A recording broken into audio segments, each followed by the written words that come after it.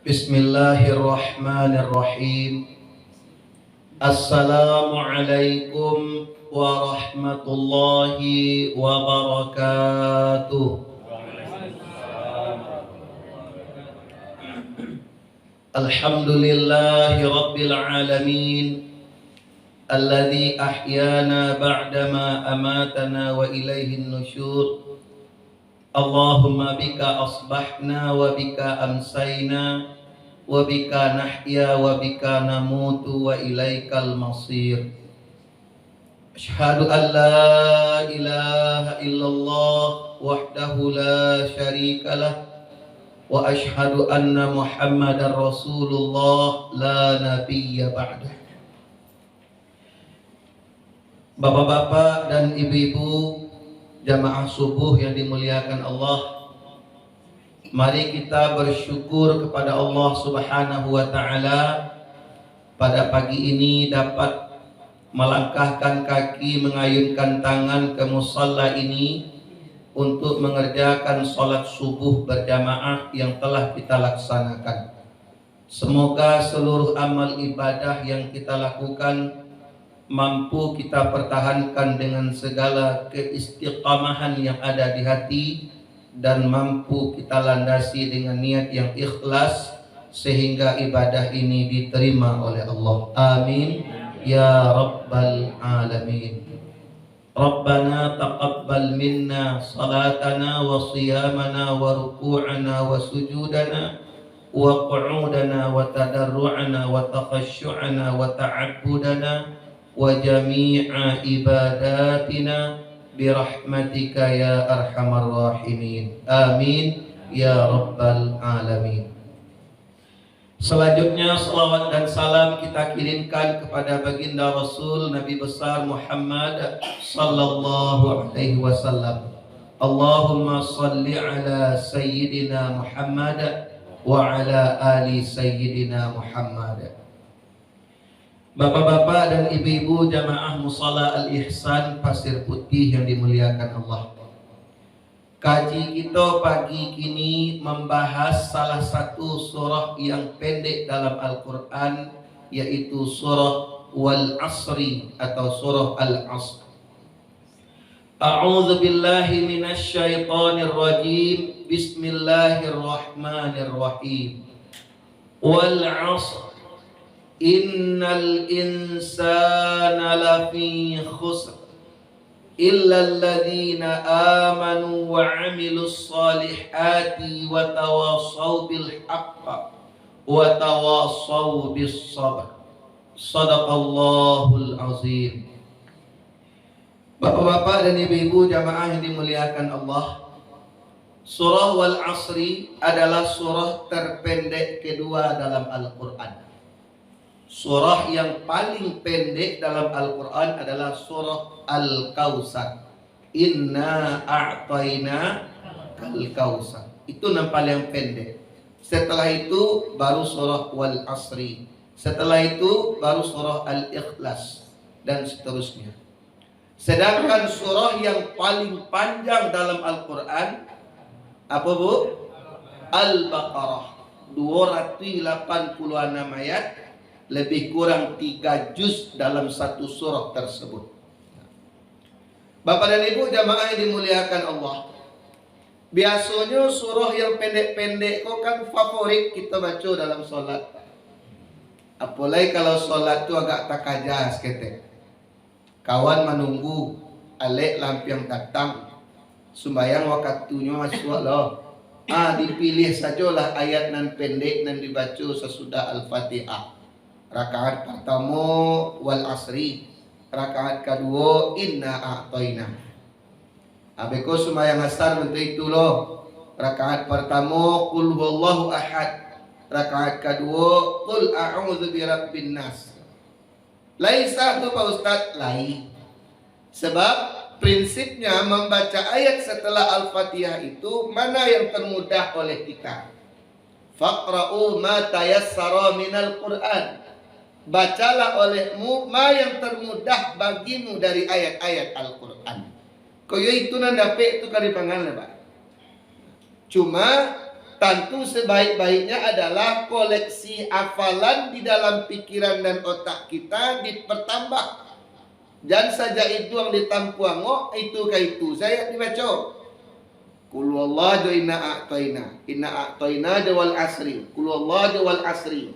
Rugia Al-Quran 30 juz 100 sampai balik sore, usahakan tambah dengan yang ayat-ayat yang lain. Walaupun ayat itu yang dapat oleh kita sah juga. Tapi sebaik-baik solat adalah solat yang lama berdirinya.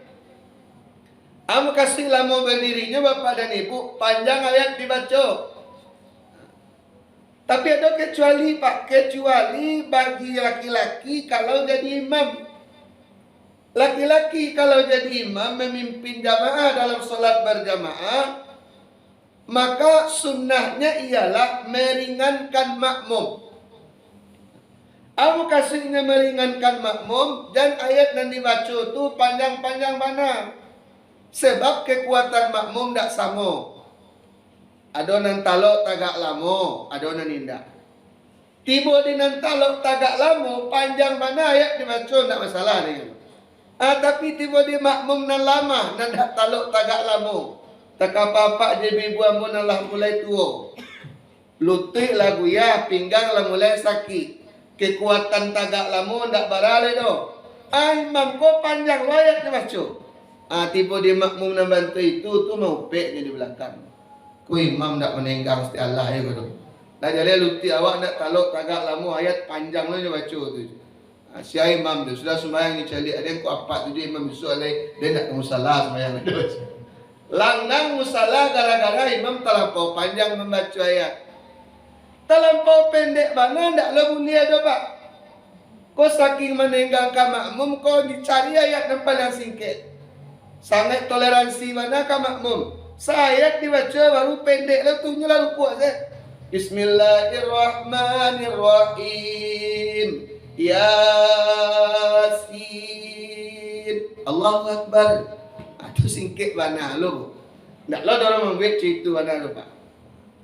Jadi jalan tangannya mana baca? Dalam kitab fikih sunnah di bab salat berjamaah, apa kata Syekh Said Sabiq? Rasulullah kalau jadi imam biasanya ayat di rakaat pertama lebih panjang dibandingkan ayat di rakaat kedua. Aku ilmu Pak bagi kita yang jadi imam.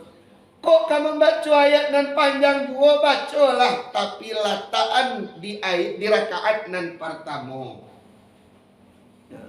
Misalnya dalam riwayat kita membaca Nabi kalau salat Isya rakaat pertama surah Al-A'la. Sabbihisma rabbikal a'la. Rakaat kedua wattini wazzaitun. Mana panjang Al-A'la daripada At-Tin Pak? Panjang Al-A'la. Nyo baca dak Nabi di rakaat pertama. Hikmahnya memanjangkan ayat di rakaat pertama supaya makmum nan datang talambe, makmum nan rumahnya jauh, makmum nan jalannya lambe, nan tak bisa kancang-kancang jalannya kamu saji, bisa pula turut serta berjamaah dari rakaat pertama. Indak banyak nan masbuk dah. Bapak dan Ibu jamaah yang dimuliakan Allah. Tadi di waktu salat subuh kita membaca surah Al-Baqarah 3 ayat terakhir. Rakaat pertama 2 ayat, rakaat kedua 1 ayat. Dalam rangka apa tu? Mengamalkan apa yang ada dalam kitab Said Sabiq tadi fikih sunnah. Rakaat pertama panjangan lah. Rakaat kedua cari nan pendek daripada itu. Bapak dan Ibu jamaah yang dimuliakan Allah.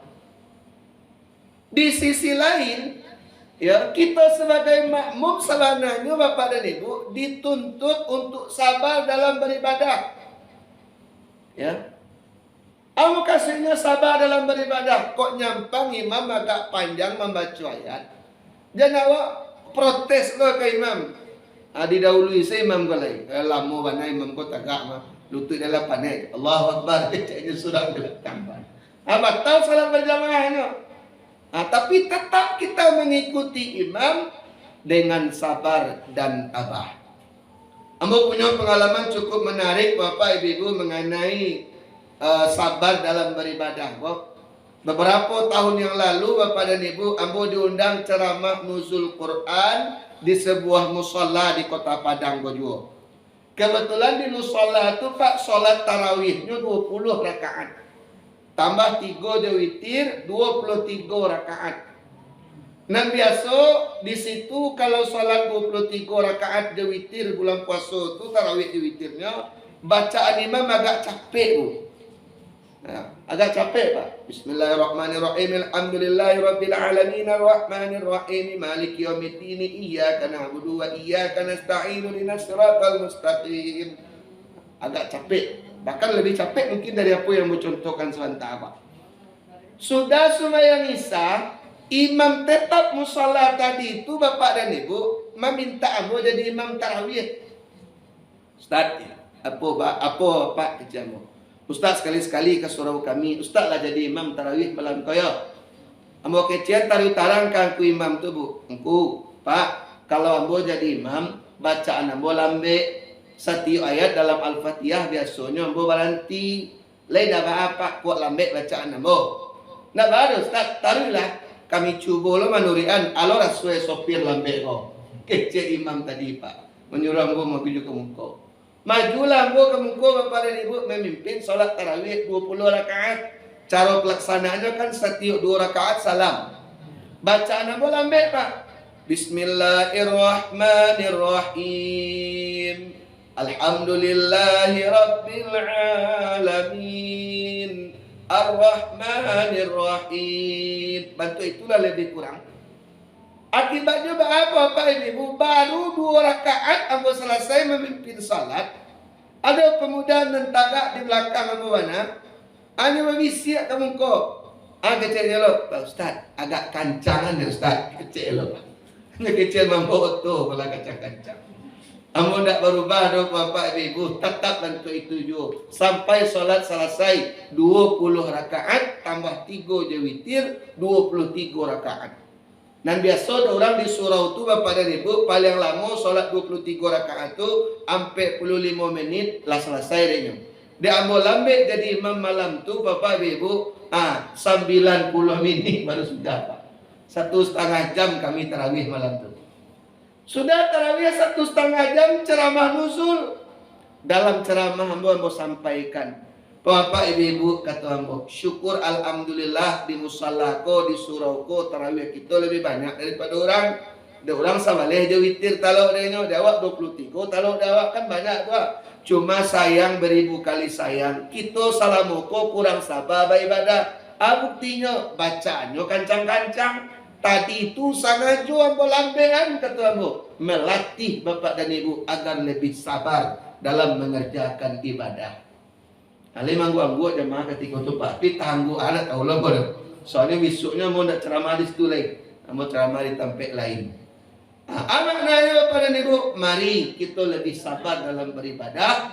Kok panjang imam membaca ayat, kita sabar menanti, sabar menunggu. Tidak boleh mendahului imam.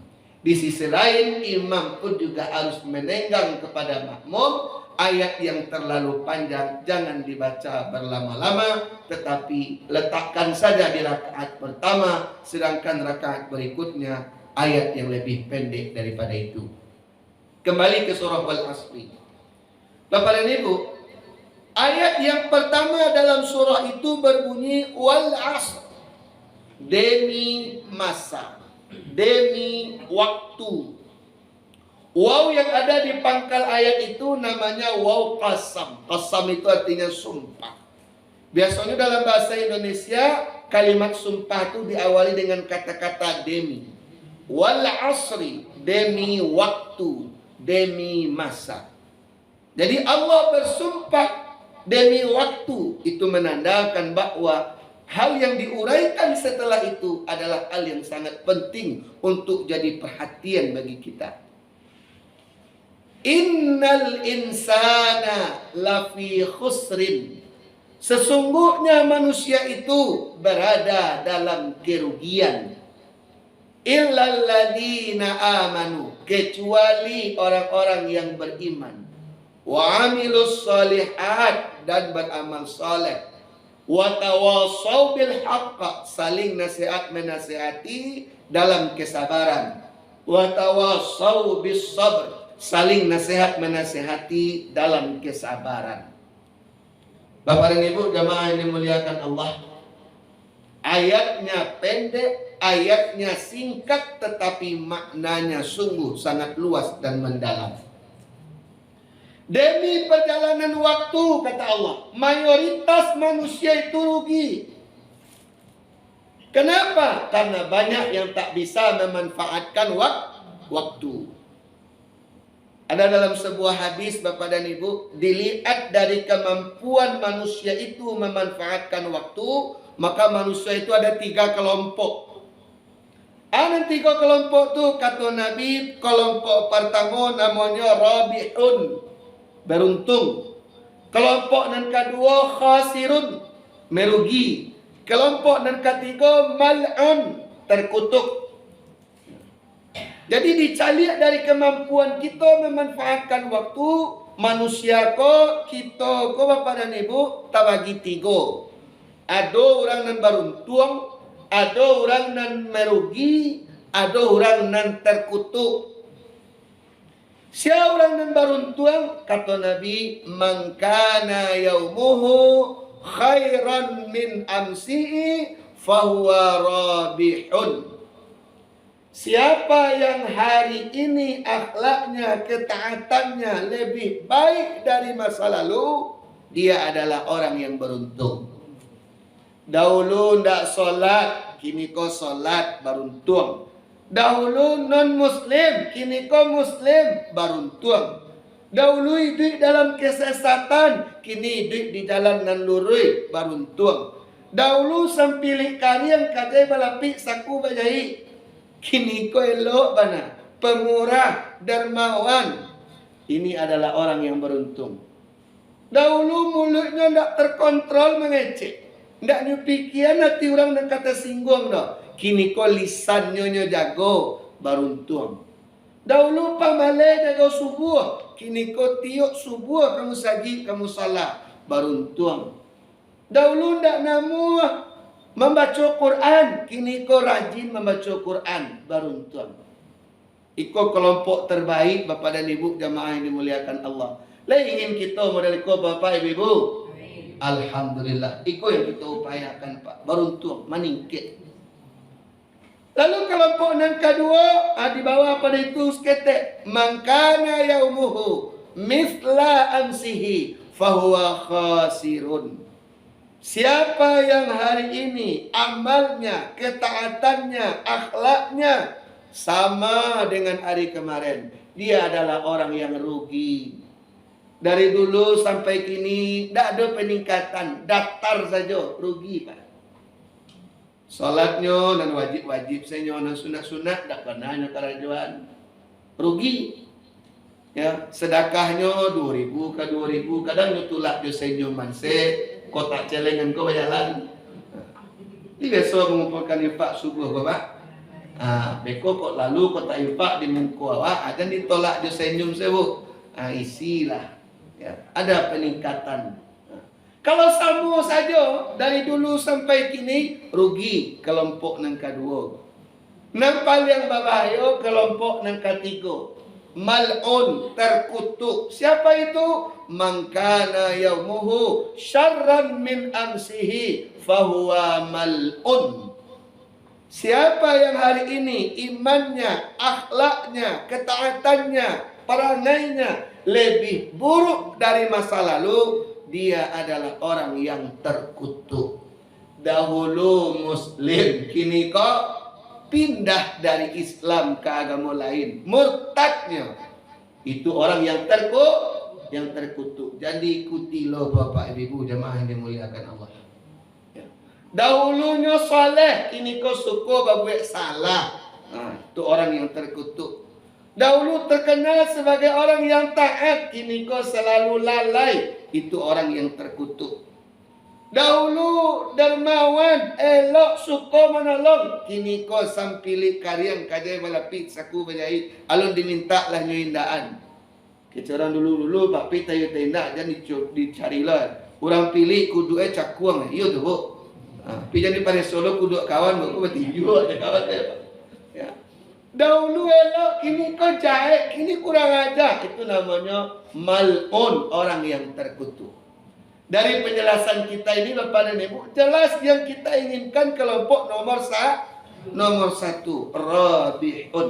Maka mari kita manfaatkan waktu yang ada untuk meningkatkan iman dan amal soleh.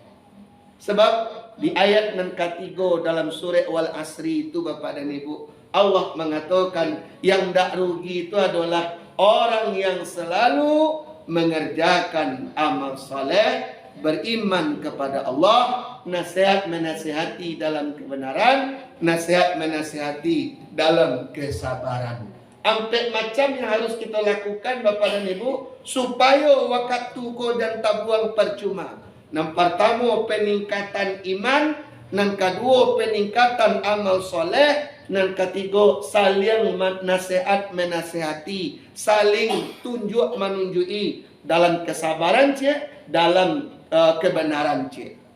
Selama hidup kita lain nampak ko kita perkuat, lain nampak ko kita perteguh, insya-Allah kita terhindar dari kerugian Bapak dan Ibu. Yang namanya waktu tidak pernah berjalan mundur. Waktu itu 3, masa lalu adalah kenangan, masa sekarang kenyataan, masa yang akan datang cita-cita dan harapan. 3 itu saja Pak. Masa lalu kenangan, yang terjadi di masa lalu tidak bisa kita ulang. Bahkan Imam Al-Ghazali memastikan Pak, salah satu doa yang tidak mungkin dikabulkan Allah bila hambanya meminta dikembalikan ke masa lalu. Orang gaib minta mudo tidak bisa dulu. Itu tidak bisa Pak. Mustahil, impossible kata orang Inggris. Ya, tidak mungkin kata orang Arab, la yumkin. Umur 71, sudah sembahyang tahajud, sudah sembahyang hajat, segala solat sunat banyak dilakukan, lalu berdoanya ke Allah, ya Allah ya Tuhan, balik anamu ke usia 7 balik tahun dulu ya Allah. Anda bisa dapat. Antah kok kembali hujan kalangi, antah kok kata rapung batu dilawi, antah kok kata sapi untuk kalubang panjai. Anda mungkin tuh. Ini yang tidak mungkin dikabulkan Allah. Maka masa lalu jadikan pelajaran. Kekeliruan di masa silam jadikan pelajaran. Kesalahan di masa lalu kita jadikan pelajaran. Kita mohonkan ampunan kepada Allah terhadap dosa di masa lalu. Mudah-mudahan diberi kekuatan dan istiqamah menatap masa depan dengan ketaatan. Insya Allah. Kepada Ibu, saya pernah membaca sebuah kisah dalam rubrik Republika, rubrik hikmah. Ada seorang cucu berkata kepada kakeknya, "Kek, umur kakek sudah berapa?" Nyojawe dek kakeknya kok, "Pak, umur saya 17 tahun." Tak kaji cucunya kok. "Kakek bohong. Kakek sudah setua ini, mana mungkin umurnya 17 tahun." "Hai cucuku, memang umurku sudah lebih dari 17. Bahkan mungkin sudah 71. Tapi aku baru bisa mengerjakan sholat dengan baik 7 tahun terakhir gue baru." Jadi mau kasih jawaban kakekku 7 tahun, hidupnya nan berarti nan lai takana jalan nan bana baru 7 tahun terakhir gue baru. Sementara sebelumnya indak tahu jalanan bana. Masih beruntung juga kakek kau Pak. Lah tua masih dapat hidayah. 7 tahun menjalani hidup dalam ketaatan. Anak paling bedo bagayo. Uban lah bertabur di kapalo. Mato lah mulai pulau kabur. Kulit lah kandu. Lah dakek ke pintu kubur. Tapi ampok kartu koa ada temeja untuk itu karelai. Ya. Main domino, bataruh-taruh, bajudi, siang hari malam. Kebenaran tidak pernah masuk ke inyo. Orang menyampaikan nasihat tidak nyodangan. Ya, na'udzubillah summa na'udzubillah. Tapi ambo yakin bapak-bapak dan ibu-ibu ambo nan hadir malam kita pagi kini di Musalla Al Ihsan kok insyaallah tidak akan serupa itu. Insyaallah, amin ya rabbal alamin. Para ibu jamaah yang dimuliakan Allah. Adakah orang yang bisa balik ke masa lalu? Tak ada, Pak. Kok di kecian tak ada, mungkin bisa juga di Jawa ada, tapi tokoh fiktif namanya Doraemon, Bu. Ibu-ibu yang suka mengawani cucu nonton Doraemon, nah itu you bisa balik ke masa lalu. Nyo keluar dari kantong ajaibnya tuh mesin waktu kembali ke 20 tahun yang lalu. Ayo bisa. Tapi itu fiktif, hanya khayalan, hanya angan-angan, bukan kenyataan yang sesungguhnya. Maka dari itu waktu yang ada jangan kita sia-siakan. Apalagi kalau dikaitkan dengan kematian. Kematian itu datangnya tiba-tiba, tidak ada pemberitahuan sebelumnya. Ya. Orang kaya mati, orang miskin mati, raja-raja mati, rakyat biasa mati, ustadz mati, jamaah mati. Tidak ada nekebal dari kematian. Karena kita tidak tahu kapan datangnya kematian itu, maka mari waktu yang ada kita manfaatkan dengan sebaik-baiknya. Makanya kita diajarkan doa Bapak Ibu, Allahumma khtim a'malana wa ajalana bihusnil khatimah wa la takhtim alaina bisu'il khatimah. Ya Allah, sudahilah akhir hidupku nanti dengan akhir yang baik. Jangan engkau sudahi hidupku dengan akhir yang buruk. Para ibu jamaah yang dimuliakan Allah, Imam Al-Ghazali pernah ditanya atau dia bertanya ke murid-muridnya, hai murid-muridku, apa yang paling jauh menurut kalian? Nyo jawab dengan surang Pak Guru, yang paling jauh itu Sidratul Muntaha. Sebab tidak ada yang sampai ke sinan kecuali surahnya Nabi Muhammad sallallahu alaihi wasallam waktu Isra Mi'raj. Ada Pak Gurunya kok, kata Imam Al-Ghazali kok, bagus, kamu benar, itu memang jauh. Ada pendapat lain? Ada Pak Guru, menunjukkan surang lain. Silakan. Menurut ambo Pak Guru yang paling jauh itu langit nan paling tinggi, nan biru nampaknya dari bumi kok. Kata Imam Al-Ghazali, bagus, itu memang jauh, tapi ada yang lebih jauh dari itu. Saya tidak tahu. Menunjukkan surang lain. Pak Guru, yang paling jauh itu sejauh mata memandang. Hebat, itu memang jauh, kecik murid, kecik gurunya kok. Tapi ketahuilah oleh kalian, ada yang cie yang paling jauh, cuy nak manuan dek kalian. Yang paling jauh itu adalah masa yang telah berlalu. Sedetik waktu berlalu, seumur hidup dia tidak akan kembali. Tidak ada orang yang bisa balik ke masa lalu. Maka dalam rangka mengamalkan pesan Allah dalam surah Wal Asri ko, mari Bapak dan Ibu kita sama-sama memanfaatkan waktu, mengisi waktu yang masih diberikan oleh Allah untuk beriman, beramal soleh, dan saling nasihat menasihati, baik dalam kebenaran maupun dalam kesabaran. Nah itulah Bapak Ibu dan Bapak-Bapak inti utama dari pengajian kita pagi kini, surah Wal Asri. Pesan utamanya ialah manfaatkanlah umur yang masih diberikan Allah untuk memperbaiki diri agar menjadi hamba-hamba Allah yang diridhoinya. Bapak dan Ibu, terakhir rasanya pagi kini baru pertama kali yang bawa ceramah di Siko, ya nak Bu? Ibu dan Bapak mungkin alun kenal siapa ambo. Nama ambo Bapak dan Ibu Al-Adiyat. Ya, nama itu salah satu nama surah dalam Al-Quran, surah nan kasaratui wal adiyati dhabha, itu ayat satunya. Ambo cari dalam Quran arti al-adiyat itu kudo parang nan balari kancang, Pak. Paling tidak hari inilah ambo buktikan, Pak. Ambo paling tiba dulu tadi. Tak mungkin dah nama al-adiyat tiba dalam atau tak mungkin dah. Ambo saukan capek datang kemari tadi. Alhamdulillah. Ambo paling dulu jo dua orang jemaah jawab Pak. Kau tadi sama ibu seorang lain. Kita tiba di Siko. Ambo tinggal di Gunung Sari, Kuranji. Ya, sehari-hari bekerja sebagai guru pendidikan agama Islam di SMP Negeri 28 Padang di Koronggadang, Kuranji. Kakek Kabalimbiang, Pak. Sebelumnya ambo honor di SMP 2 Baleh di Nanggalo ko dakek Simpang Tinju tapi sejak awal 2019 alhamdulillah terangkat jadi PNS. Di 2019 itu pindah ke SMP 28. Jadi SK Ambo di SMP 28, Pak. Yang mengundang Ambo kemari salah seorang dari pengurus yang me-WA saya. Insya Allah saya janjikan datang hari ini, maka dengan izin Allah kita bertemu hari ini. Nama Ambo Al-Adiyat. Panggilan sehari-hari Adi. Adi, panggilan Adi. Alhamdulillah anak Ambo Alabatiko padusi ketiga-tiganya, Bu. Yang paling ketek lagi hari Kamis petang, Bu. Paling ketek. Di rumah sakit Hermina, istri Ambo operasi sesar. Karena anakku alat telat dari waktunya lagi, telat 3 hari. Maka sementara kontraksi tidak ada, Pak. Maka diambil jalan untuk menyelamatkan anakku, sekaligus menyelamatkan orang ibunya. Operasi sesar hari Kamis petang. Alhamdulillah, kinilah pulang lah tiba di rumah.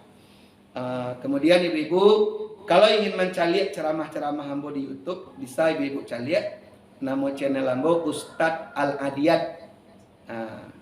Ala banyak ceramah yang Ambo upload di situ. Termasuk hari ini insya Allah beku Ambo upload juga. Bisa dicari ceramah di situ. Kata kunci untuk mudah mencari ceramah Ambo di YouTube, ceramah Ustadz Al-Adiyat. Di situ, Bu. Nama Ambo tak pakai Y, Pak. Al-Adiyat. Ceramah Ustadz Al-Adiyat. Insya Allah dicari akan basuh. Silakan ibu-ibu dengar apa yang Ambo sampaikan dalam ceramah-ceramah itu. Cukup? Wabillahi taufiq wal hidayah wal ridha wal inayah. Wassalamualaikum warahmatullahi wabarakatuh.